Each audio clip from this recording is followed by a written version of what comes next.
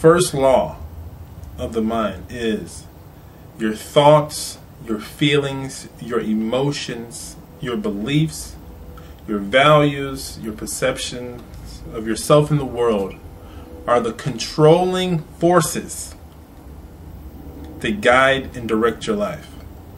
Now let me say that again. Let me get a little bit closer. The first law is that your thoughts, your beliefs, your feelings, your emotions, your values, your perception of yourself and the world are the controlling forces that guide and direct your life. Now these thoughts, your thoughts, they're an energy, a cause set in motion that affects every aspect of your life. And guess what, my friend? What you think about consistently on a daily basis is what you will eventually become. You become what you think about. So I ask you, what are you focusing on? What are you thinking about? Look at your life right now. Sit back, think about what you consistently think about. If it's things that stress you out, if it's work, if it's just relationship, anything. Think about it. Think about and look at your life. Think back about 5, 10 years ago, 10 years back. And you think about where you were consciously. And you think about the goals you had for yourself, what you dreamed your life would be in 5 to 10 years. Now, think about your beliefs, your belief system. Think about your value system. Now, you come ahead 5, 10 years. Now, have you accomplished those goals? Have you reached your destination? Some of you will say yes, and some of you will say, hey, wait a minute, I'm looking around and I didn't ask for this, my friend. So I ask you, did you have focus? Did you create goals for yourself? Or did you just kind of let life happen? And that's probably why you're not satisfied with your situation. Because what you think about, the goals you set for yourself, is where you're going to be headed. Where you are today, where you stand right now, is where your thoughts have carried you. If you want to accept that or not.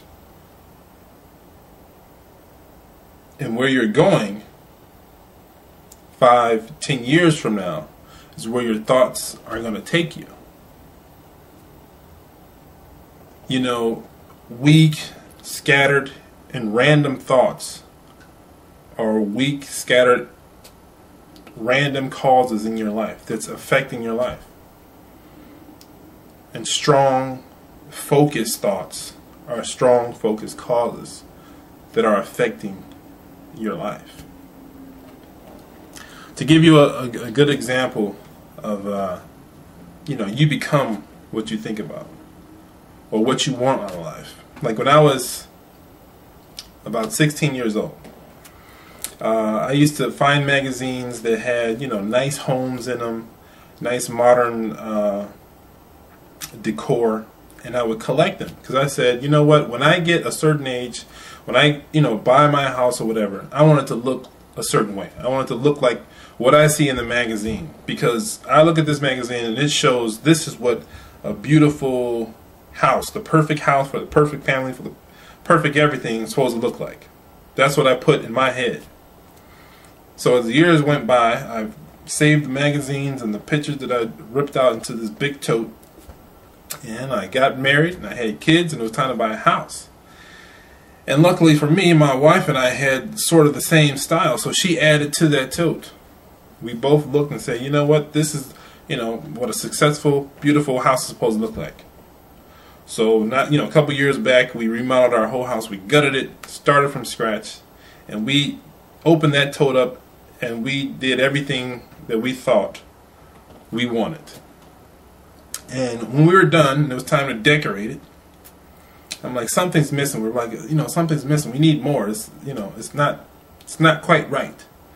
It's not what we envisioned. It's not what the magazine showed. And we said, we need, we got to have televisions. We got to have the flat screen TVs. We got to have stainless steel, appliances. Even at the time, we know we didn't need them, but we had to complete the picture. So that black thing you see hanging back behind me, that thing I don't even watch. I probably watched it less than 5 times. It just sits there and collects dust. I don't even watch TV. But I just had to have it.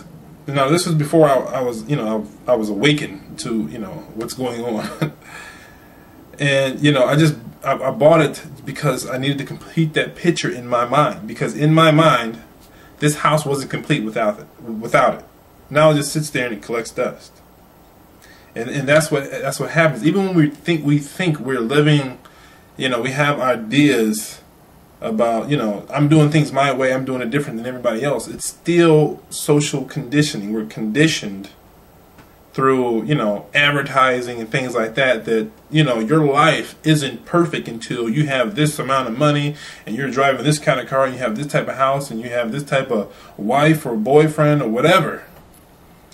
And we're sabotaging ourselves from living life because our thoughts and our beliefs about things are jaded, I should say, to what society says it should be. And we're not really thinking for ourselves. And that's why we need to free our mind and begin to think for ourselves. But I just want to give you a little example of, you become what you think about. And to get back to that story for a second, we did it. I don't know if we were trying to impress ourselves or impress other people. But we wanted, when people came to our house, that they come in and say, "Wow, look at your house! It's so beautiful. It's amazing. Wow, you got this and that. You got this and that." And what that does is validate all that hard work we did. You know what I'm saying? Oh, it was worth it. We got what we wanted. Everybody's all going crazy about the house. So that puts us. Hey, we succeeded. You didn't really succeed. I mean, you may have succeeded, impressing somebody for temporary time, or impressing yourself, putting yourself on a little pedestal or whatever. But that stuff material things are meaningless. I mean, that money could have been put towards something to help someone else or put towards a project. But now I'm awake and aware. So I want to help you become awake and aware that the materialized illusion is just an illusion.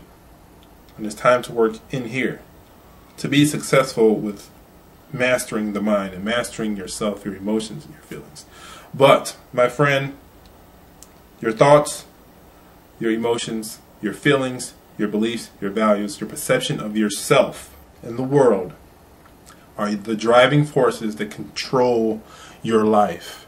What you think about is what you will become. That's law number 1.